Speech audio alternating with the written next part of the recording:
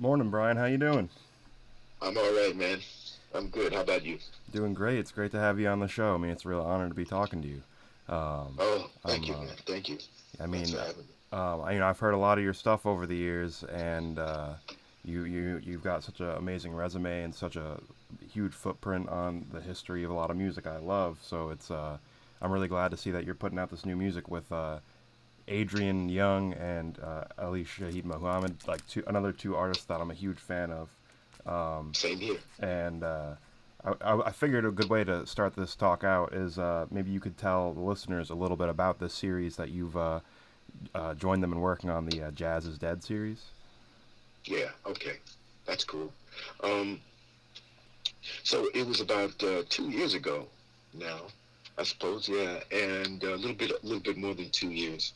I got a call from Adrian and Ali's manager, Andrew Lahara, and he was starting a new label, and he was looking for some material uh, to put out. And it just so happened that I had already been invited to do a show in Los Angeles with the Art Don't Sleep company, which Drew was also a part of. Uh, and while I was out there, I was invited to stop by the studio, which was right across the street, Linear Lab Studio, Adrian's analog studio, to see what we could come up with, if anything. And it was a great experience. I mean, first of all, all the gear. I mean, Adrian has spent several years collecting like vintage instruments and vintage analog equipment, um, and so it was kind of like a playground for me, just to be in a studio like that, which doesn't really exist in many places anymore the way it used to. So everything was being done to tape, which was that was kind of a luxury. It's kind of a luxury these days to do that.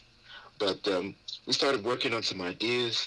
They had already had a couple of sketches, and once I heard them, I felt right. I felt very natural about just being able to pick up any instrument that was there, mostly the flutes and the electric piano and the synthesizers that were there, the Moog synthesizer that was there, um, and kind of come up with melodies and motifs that would fill out the songs.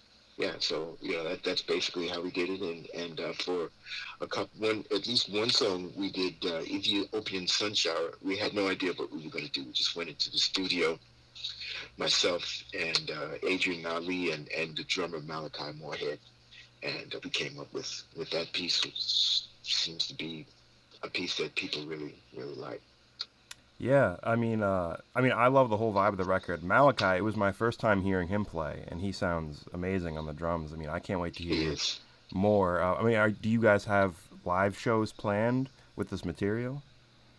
It's too soon to say. The way things are going right now. Um, but we will definitely be doing some. I personally will be doing some things. I'm not sure what their schedule is. I think they're in the process of doing a lot of projects.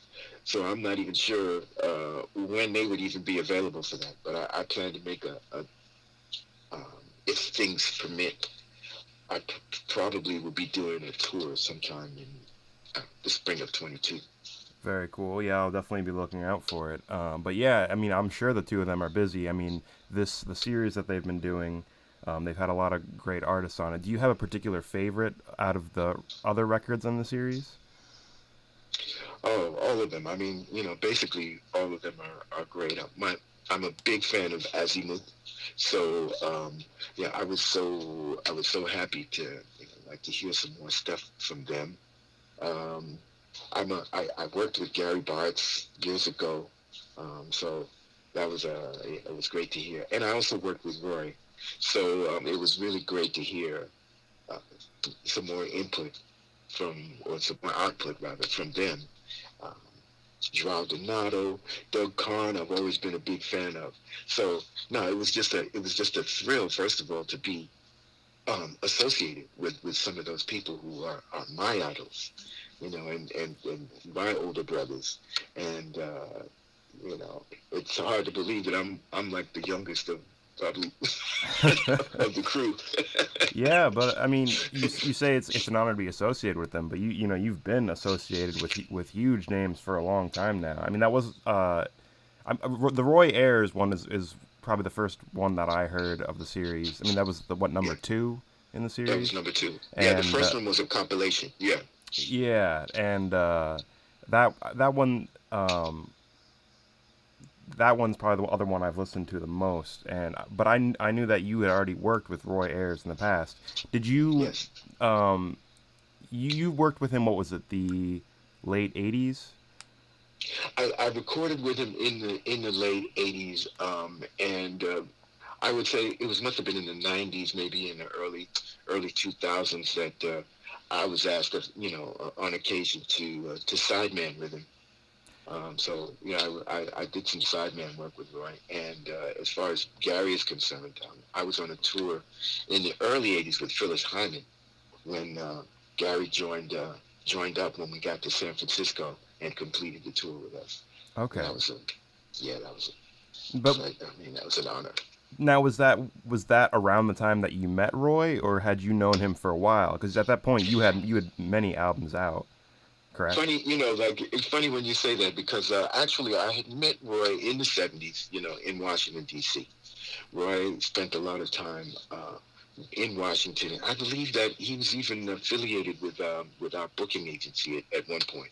So we used to run into each other all the time. They had a running joke because the only time it seems like the only time I would see Roy for a stretch of time was at an airport running to a gate.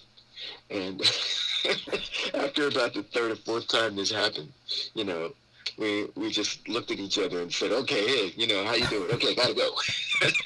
you Yeah, know, you again. It's like that always happened. We would always, each of us would probably be running in different directions, and just like I'd see Roy running by and he'd see me running, and we could turn around for a second and go, "Again," and we just keep going. yeah. Well, so I mean, at that point, I'm sure you two were aware of each other, and it must have been great to finally link up when you did record together. But I mean, he's only one of many names of people that you were working with around that time. I mean, it was around that same time you were working with you worked with Stevie Wonder a bit, correct? And Earth, Wind, and Fire. Well, I mean, work is kind of a broad, is kind of a broad definition of what happened. With Stevie, basically what happened with that was that we were doing a show in Los Angeles, and Stevie was in the crowd and wanted to play drums on the bottle, and he came up and and blessed us with some Stevie Wonder type drums on the bottle. And Earth, Wind, and Fire. With Earth, Wind, and Fire, we they had an Earth, Wind, and Fire Day, I think, in the mid '70s. Mayor Tom Bradley at the time of Los Angeles had declared an Earth, Wind, and Fire Day, and they were given. Not only were they given a show at Universal Amphitheater, but they were also given a show, a couple of other shows lined up for that as well. And they were asked who they wanted to have on the show to open for them. They had two acts they could choose, and they chose Weather Report, and they chose Gil Scott Heron and Brian Jackson in the Midnight Band. So that's the extent of the work that we did with them. But neither one of them did I actually go in the studio and record with. Okay. Yeah, I mean, I'd seen that when I was reading more about you, and it's still, I mean, it still sounds like legendary performances. I mean, It's still awesome. Stevie on the drums. I mean, is damn Yeah, near as exciting as anything else he does. I mean, yeah. I mean, it's maybe even more so. yeah, yeah, for Probably about real. all I could handle, to be honest. Yeah, and when you get like all the musicians of that caliber together, I mean, it's got to be a magical night. Yeah. Um, and well, I know in that time you also were on Cool and the Gang's album. What was it? Yes. Something More. Something special. Yeah. Yeah. I And was. I were you on was able to every track of record that with. album? I was on some of the. I was on a lot of them. Pass It On was, that kind of featured my Rhodes work on that. But I was also on Get Down on It, and I think Celebrate was on that. Was Celebrate on that? And I can't remember. But yeah, I was on a few of them, not all of them. But Okay. Well, yeah, it's so cool to see you like the albums that you popped up on. Just just looking at your work with Gil Scott Heron alone and your solo albums. I mean, you've had a huge footprint on the development of a lot of genres that have become prominent into the 21st century. Do you remember when you started to hear hip hop coming onto the scene around the music you were working on? And do you remember when you started hearing your work sampled? yeah. So that was kind of late in the game. I mean, it's a lot of my younger um, friends who started telling me about it. They say, "Hey, did you know that Tupac sampled your song on, sampled 1980 on Ready for Whatever?" Or, so, they would say, "Listen to this," and I would listen to it, and oh, wow, yeah, we almost lost Detroit. Um, so, I personally didn't know about all the sampling that was going on. I did know, but I was kind of tuned into. I started tuning into hip hop around the time that the artists were using more jazz oriented samples, and this is why I say that that one of the reasons that I was well familiar with Ali Shaheed Muhammad before we ever stepped in the studio, because his his work was was so much based on jazz tracks and tracks that I actually loved. So I'd say that A Tribe Called Quest is probably one of the first hip hop bands that kind of caught my attention. Yeah, I mean that's my favorite hip hop group by far. I'm a huge Yeah. fan. Midnight Marauders is one of my favorite albums of all Oh man, time. that's my one. That's my Yeah, one right there. Yeah. yeah, for real. Do you all right? So what's your favorite song off that album? If you had to pick one. Oh boy. Um, I'm gonna have to say. I mean, I know everybody probably would say this, but I'm gonna say World Tour. I mean, a World Tour. I mean, it's Yeah, like yeah, that one, but it's like the whole thing flows so effortlessly. I even like the little vignettes in between, the Cal Jader, yeah, yeah, yeah.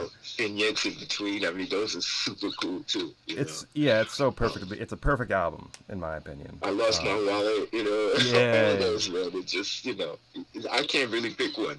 yeah, it's tough. I mean, I feel like I go in phases with it, where like a new part of the album become my favorite.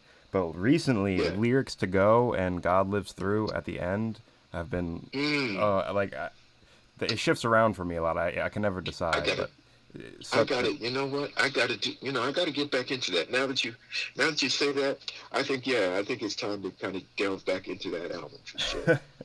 well, it's never ending for me with that album. But I mean, almost equally with their most recent album, We Got It From Here, and the Low End Theory. So it was Yeah, Low End Theories. Yeah, it's really good to yeah. see you working with Ali Shaheed Muhammad. I mean, and I love hearing more of him on bass. I mean, it's just like such an epic project that you guys have going together. Um, Thanks, man. Yeah, and it's yeah. it's We clicked. yeah. Um, And Adrian is. I'm sorry. Go ahead. no, you go ahead. No, I was just gonna say that that Adrian's work. I mean, I was just telling my wife yesterday out of the blue. I was just listening to. We were watching a film, and of course, whenever there's a film, I always check out the soundtrack. And I just turned to my wife and I said, I mean, you don't. I said, maybe a lot of people don't realize what a tremendous feat that was, for Adrian to put together this soundtrack for Black Dynamite. Like just the first time out the box. I mean, the way he did that was masterful, and I really respect anybody who can put together a soundtrack that's so impressive and so comprehensive. But the fact that it was his first time out the box, and just with the skill that he did it, I think it's pretty amazing. It's an amazing feat. Yeah, I mean, it seems like so much to undertake, even putting an album together. I can't imagine building it around a movie, and um, it's such an impressive skill. I mean, it's something I'd love to try my hand at it one day, but I have no idea how to even conceptualize that process or begin to. But um, I do You're remember not alone. seeing that movie a long time ago once, but I didn't even realize at the time that he did the music for Yeah, me either. it. I didn't either. It was Yeah, like I didn't say, "Yeah, that soundtrack sucks." I mean, certainly wasn't that. It yeah. was, yeah, it went along perfectly. And the fact that it was also a period piece, um, is even more impressive. And that's one of the other things that I've learned about Adrian since then is how accurate he is as far as uh, doing authentic period music. Well, it definitely seems like he has a appreciation for just the history of like I guess in just in general Black American music. Whether it be jazz, into hip hop, and all the genres that are kind of associated around that. Funk. It seems like he really likes the history, which is something I care about a lot. I love learning about where a sample came from, which artist influenced this artist, and that's part of the reason it's so cool to see the series. I mean, it shows the appreciation that Ali Shaheed and Adrian have for artists that kind of influence the development of hip hop, including yourself. Abs- Absolutely. I mean, there's there are a lot of people who will borrow from those influences, but the loan goes on forever. It never comes back. It never comes back around. And these are I respect and appreciate the fact that both Adrian and Ali felt it important to like to come back around to some of their influences. Um, yeah. Yeah, well, I mean, for me, when I find something that's historically significant, as like a sample that gets used in many songs, like a lot of the songs that you've played on, like once I've discovered one example of it being used, it's that much more exciting for me to find another song that just continues using it, because it usually they can find a new way to use it. Like one of my favorite samples is uh Slick Rick and Dougie Fresh's The Show, because of all Hmm. the different places that it pops up, including in Slick Rick's music. Like Mm. every new example I can hear of it, that it almost broadens the depth of Yeah. the song. Yeah. Yeah. No, I get that. I get that. It's the same with We Almost Lost Detroit. I mean, I'm always kind of blown away by the different ways that song has been used in so many different songs. Do you have a not necessarily just that song, or like just on a broader scale of hip hop, do you have a favorite time one of your samples was used? I mean, for me personally, my favorite example of your keyboard playing being sampled might have to be Kendrick Lamar's "Poe Man's Dreams." I, I when I realized that was you, I was so excited. That's such a great sample. It's so minimalistic and brief, but it fits the song so perfectly. Yeah, yeah, dude. That kind of it took me a minute, but somebody had told me, Kendrick Lamar just did one of your songs, and I put it up and I listened to it. And it took me a second. It took me a second. Oh, there it is. It was very creative and skillful way to use that. You know, no, Flying Lotus also did a great job. But then again, that was also we. I think that was also We Almost Lost Detroit. Which Flying um, Lotus song? oh man, I don't remember the title now. It's something about sangria. Okay, I'm sure I can find it. I've heard Yeah. stuff off of like You're Dead and Uh, some of his newer stuff, but I need to dig deeper into his discography still. Um, yeah. Yeah. And then, there was also Common doing The People. That again was another sample for Detroit. yeah, Um, Kanye using "Home Is Where the Hatred Is." You know, on the home again. And the list just goes on. I mean, I was really shocked when I found out about Tupac, using 1980 on Ready for Whatever. yeah. And Yeah. But, the list. I went to Who Sampled them at some point, and I saw there had to be about almost 200, if not more, instances of the use of some of our songs. Some of them quite recent, in fact. Yeah, I feel like it's just gonna keep growing. But on a lot of the things you touched, I feel like the list is would just get longer the more things you bring into it. I know "Cool and the Gang" is so heavily sampled, um, Hmm. and Yeah. what was the name of that song on the album? What was it? "Get Down" or Get down, yeah, get down on it. that one has a lot of samples too. And I'm sure other Yeah. songs in the album do, but I feel like just the more things you dig into, there's like so many things that you've touched in hip hop. So it's so cool to see that influence just keep on rolling. And I'm sure this Jazz is Dead series is going to end up probably just as heavily sampled. I hope so. I hope so. I mean, that's that's how you live on as a musician and as a composer. You live on through how you influence the next generation of artists and musicians. So Yeah, that's what it's about. It's kind of overwhelming already. Um, how this is probably the third generation, I think, who became hip to the music that we did like 50 years ago. well, yeah, I don't imagine it's going to end with this. I imagine it's going to keep going. It's kind of fair to say that the work that you did with Gil Scott Heron is kind of like the the step before hip hop really started to form. Would you consider what you were doing at the time part of the history of hip hop or like a precursor to it? I would say it was somewhere in the middle, because there was a Mary Baraka, that did poetry to music. Of course, obviously the last poets. Um, there was also there were also people like King Pleasure, and Eddie Jefferson, who used to and John Hendricks, who used to kind of scat um, like poetry over music. Um, so it was Langston Hughes who did poetry to music. So yeah, I would say that we were somewhere in the middle. We probably, I think one of the things that we tried to do was to kind of more blend melody with lyric Yeah, and with music. So that it was just a natural evolution, I think. yeah.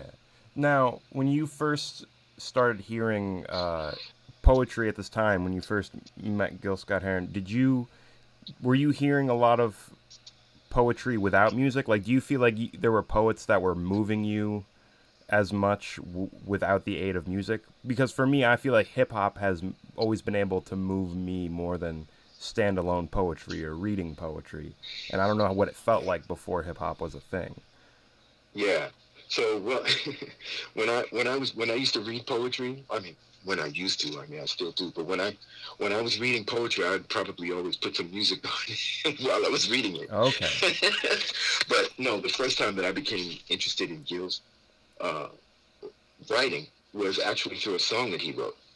Um, he had written a song for Victor Brown, who later became a member of the Midnight Band, and it was a song called "Peace." Where can a man find peace? And it was, I think, the only time it was ever released was on as a bonus track, because we had done a demo of it.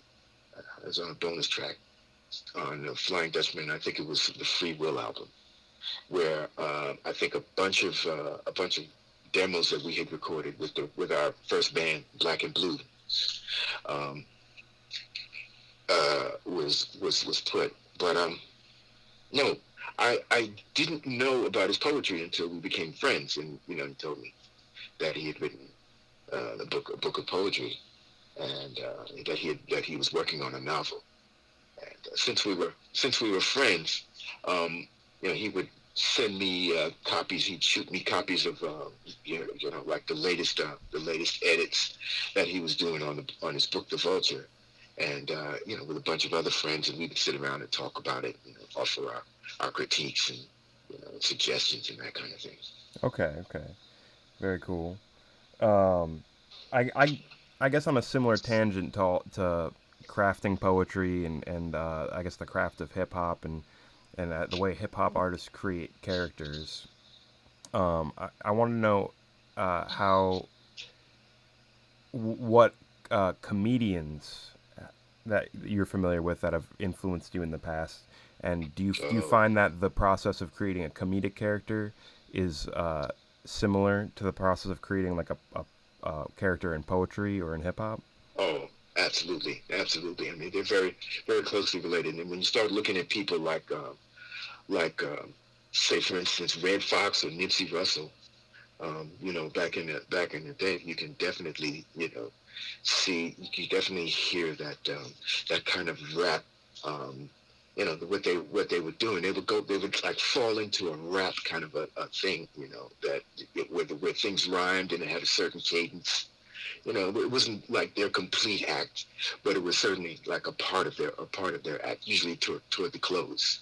And then you have someone like Richard Pryor, who was a huge influence on us, um, because of his outspokenness and because of the insight to society that he provided us with. So yeah, those were some of the people and in fact, Langston Hughes had a series called he had an alter ego, kind of, if you will, named Jesse B. Simple. And I remember when I was a teenager, I remember reading a book called Simple's Uncle Sam, and it was all written in the voice of this character Jesse Simple, and it was commentary. It was basically a commentary on society, on the black community, and uh, some of the challenges that we faced in dealing with the United States and the racism of the country. So we had all of these things to draw upon. Humor is an important part, an important element of of black poetry, and I mean, you really cannot leave it out of the discussion of poetry, and therefore of black poetry, and therefore of the discussion of hip hop poetry, and rap. Yeah, well, I'm sure that around that time, artists like Richard Pryor were also making it easier to say difficult things in poetry. I mean, the fact that he was so open about his struggles in his personal life, in his comedy, and so open about talking about racism in society and the government and other things probably made it took some of the burden off of poets and musicians to speak about political things. I mean, is that the feeling that you got at the Absolutely, time? absolutely, absolutely. Richard Pryor was the one who introduced us on television on Saturday Night Live. Oh, Um, okay. yeah, I mean, he basically everybody, when you go on Saturday Night Live as a guest host, you're allowed to choose the musical partner. Yeah, I mean the musical act for your segment, and he chose us, and I think it was probably Lauren Michaels, and whoever else that was involved in that kind of wanted to deny him, and he kind of got a little upset about that, and he said, well, look, everybody else that you're going to have on here is going to be able to pick their artist. You asked me to pick an artist. I picked the artist, and now you're telling me I can't have him? Well, then I'm not going on. Simple as that. You take my artist and me, or you don't take my artist and you don't get me. And so that's how we ended up on Saturday Night Live. Wow, I didn't even realize that you guys had been on. Little known That's such a fact. cool story to hear. I mean, Yeah. so after that point, was everything cool? I mean, did you feel like you and Gil got along well with the people on Saturday Night Live, or was it more of like a fear on their part of just backlash from other sources? I really don't know what the initial reservations were about having us on. Maybe it's just as simple as they were NBC, and we were basically on a label that was more affiliated with CBS. I really don't know what Oh, what the okay. whole deal was. But as far as the cast was concerned, I mean, we were cool. I mean, we were cool with everybody on cast, especially Chevy Chase. Chevy Chase, a hell of a piano player. you know. And I just heard somebody playing like a Chick Corea song um, in between, you know, in a downtime. And I looked around and it was Chevy sitting at Really? the piano. Yeah, That's awesome. Yeah. That's, yeah. that's funny. I feel like I might have heard that about Chevy, but I had forgotten. It kind of reminds me of people say Dave Chappelle only knows round midnight. And he'll just play that on piano. Oh man, the Monk's version? Wow. Yeah, I mean, I've saw one video of him playing it, but I think there's a bunch out there. But that's like the song he plays. Oh man. Um, and I don't know, it's cool to see that like people cross over that way. Um, Exactly. Exactly. uh, I, so so who else was on the cast at that time? Is there anyone else that oh stood out to you that you got to yeah, meet? yeah. We had Belushi, and we had Gilda Radner, and Greg Morris. You know, and yeah, the whole it was basically a regional cast because this was we're talking October '75. I think there might have only been two shows, Oh wow. one or two shows at the time. Do you remember any particular skits from the episode? Yeah, I do actually. There was one. There was a land shark. Richard Pryor played a land shark. You know, because the Jaws was, you know, of course, the Jaws was. Yeah. And so he knocked on this door of this African American woman, you know, and he's trying to get in, you know, because well, obviously you're not in the water, so he's got to go knocking door to door, you know, for victims. Yeah, And he yeah. knocks on the door, and you know, she says, "Who is it?" And he goes, "Land shark." You know, and she's like, "Well, I'm not opening the door. You know, I'm not opening the door for a land shark, you know." Yeah. So he knocks on the door again. He says it a couple of times, you know, and she refuses to open. So he knocks on the door one more time, and she says, "Who is it?" And he says, "Jet Magazine." And then she opens the door. I think that's the kind of stuff that probably wouldn't get a good reception these days, but you know. Well, it must have been so current at the time. I mean, It was, man. It um, was, you know. And it was Richard Pryor, so, you know, who's going to say anything? oh, of course. Yeah, yeah. Now, so obviously at the time, I mean, Richard probably had one of the biggest stamps on like the humor of the nation and the history of comedy. But is there Yeah. someone today who you feel like has really been guiding the way for you and putting out your favorite material? You mean in comedy? Yeah. Oh, I mean, there are a few, man. You know, there are a few. I mean, Chappelle is, you know, definitely, I mean, you know, probably the undisputed king at this point. Yeah, he's my favorite personally. I mean, Yeah. I don't want to Yeah, just assume, but he's the GOAT right now. yeah, I think so. I think so. I mean, I don't think anybody would really argue with that. You know, I mean, you know, some of the stuff that he has said, you know, makes me kind of think more than I want to think about comedy. You know, about what a comedian says. But that's really good. I mean, that's exactly I think his intent. And if that's his intent, then you know, then I'm with it. You know, you don't have to agree with every damn thing a comedian says because they're telling jokes. Yeah. You know what I mean? Some of it is, you know, some of it is going to be based on what they believe. Some of it is going to be, you know, based on the shock value of it. So you know, you have to take it all with a grain of salt. You know, in at the end of the day, but pick from it what you will, because there are some definitely useful insights into how we think as a nation and as a society. Yeah, and I mean, even if it's not politically correct, if it's funny, it means there's something there that they're latching onto a real feeling. And if you're really upset about it, I don't think the comedian is necessarily the person to take it out on. There's No, politicians you can talk to about that. I mean, they're just trying that's to make right. people laugh, you know? Exactly, man. And you know, it's just like it really is like a red flag. You know, if there is some discomfort, you know, then that's what we need to be addressing. That's what we need to be looking at. Yeah, it's not the comedian's fault. I mean, the crowd is laughing, but Yeah.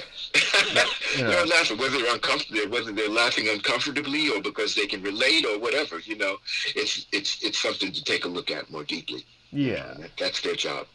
Yeah, well, I always love to bring up comedy a little bit as part of the show. I mostly have on musical guests. I've had on a few comedians, but I'm a big comedy nerd, so it's good to hear your take on it. I've actually recently started doing open mics myself. I mean, I'm mainly a bass player, but it's like I said, I'm a huge nerd about it, so it's always good to hear someone else's take on the history, you know. Well, Gil kind of styled himself as a comedian. I mean, he kind of saw himself as as a comedian. You listen to some of his monologues at the beginning of shows. You'll have to think, well, yeah, that he's pretty good at it. Yeah. Um, did you ever see him do sets that where he was trying to go for more of a stand up thing alone? Were there things he would do that were there was no music, but they weren't even necessarily poetry? Oh yeah, definitely. I mean, yeah, that was the way all of our sets began. Okay. Yeah, basically they began with Gil doing a monologue kind of, and people were cracking up. Okay. It was funny. Yeah. Well, I mean, yeah, there's a lot of great stuff we've touched on here. I got to wrap it up pretty soon, but I do want to hear a little bit about your podcast. You have a podcast called Pieces of a Man. Am I Oh, thank you, man. Yeah. Well, thank you for bringing that up because, the podcast came about after my wife and I read a book by a man on death row by the name of Keith Lamar. The book is called Condemned. And he's been, as it turns out, he was originally convicted of a drug-related crime where he got involved in a shootout. Some people broke into his house and, shot him twice, and then he shot back twice, and, one of them died and one of them didn't. And the one that didn't was Keith. So he was in jail. He was already in prison when a couple of years into his bid, there was a huge riot at a place called Lucasville State Prison in Ohio. And as it turns out, 11 people were killed, one guard, and of the suspects that they rounded up, they really had no suspects, but they just rounded up the people who seemed to be around, of which Keith actually wasn't one of them. Like the riot started when Keith was out in the yard, and when he went back to get his belongings, a lot of the things went down, but there were about, I think, 9 suspects or 5 suspects, and all of them basically copped a plea deal for, whatever, less in time or, being moved to a less secure facility or whatever. Keith was the only one, to make a long story short, Keith was the only one who said, no, I'm not taking a plea deal because I didn't do anything. And so for his honesty, he was punished for having to make the process do what it was supposed to do, which was have a trial. In that trial, though, he was not afforded the benefit of the testimony which would have exonerated him. The prosecution never came forth with that testimony and that evidence. There was about 22,000 pieces of evidence, but they were all contaminated when the state police came in. So that eliminated the possibility of DNA. And so this is one of the reasons that that Keith has not been able to get looked at by people from, say, the Innocence Project who need that type of DNA evidence in order to move forward. So he's been on death row now for about 29 years, and his time is coming short now because he was, a few years ago, he was actually sentenced to death, given a date, November 16th, 2023. So once I heard that, I thought, man, I got to do something. I just can't let, sometimes we shake our heads and we say, that's just terrible. But this is not one of those times, I mean, it's never one of those times. But I felt like maybe I could do something, maybe I could get some people that I know involved. So I started reaching out to people, and as it turned out, Keith and I started having conversations, and we've become good friends. At the same time, I was thinking about doing a podcast and looking around for guests, and I thought, well, Keith would be a great guest to have maybe as my first podcast. But it was so good that I just thought, you know what, we can just do this all day. We can do this for every podcast. and it turned into Pieces of a Man with Keith and I being co-host of the podcast. Well, yeah, that's amazing that you could that you chose to undertake that, because obviously you have so much stuff that you can already talk about on any show, and the fact that you chose to make it about such an important cause is it's a really interesting thing to see, and I hope the listeners uh, will look more into it, and I'm excited to see more, and hopefully some justice is brought before uh, that execution date. I mean, that's an insane story. Yeah, thank you. I mean, it's a lively conversation. We talk about a lot of things. We talk about music, and we talk about our take on things that have happened in the world, and how music, basically how music has kept us both sane Yeah, under the most insane of conditions. So it's pretty entertaining. It's not that it's not what you would expect. yeah. Um, Yeah. well, yeah. Again, thank you so much for coming on the show to talk about the album and the podcast and all of this. It's been great talking to you, Brian. I really appreciate it. Do Man, you Brad, thank you.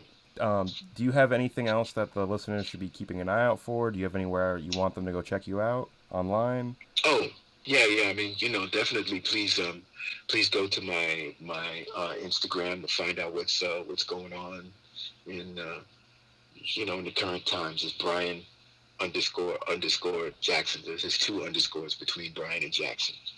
And if you want to hear the music, we're on Spotify and just wherever you want to hear it. Wherever you stream music, you'll be able to hear it on there as well. The name of the album is Brian Jackson JID 008. And look for more stuff soon. We got another project that I did with BBE out of London, and that's probably next up. Hopefully, not too long, a few months from now. Awesome. Well, I'm looking forward to hearing it. Well, and thank you Thank you. again so much. You'll have to come back sometime if you ever want to promote anything else. But I really I'd appreciate you, love to. Brian. Thank you, man. Thank you, Brad. I appreciate it.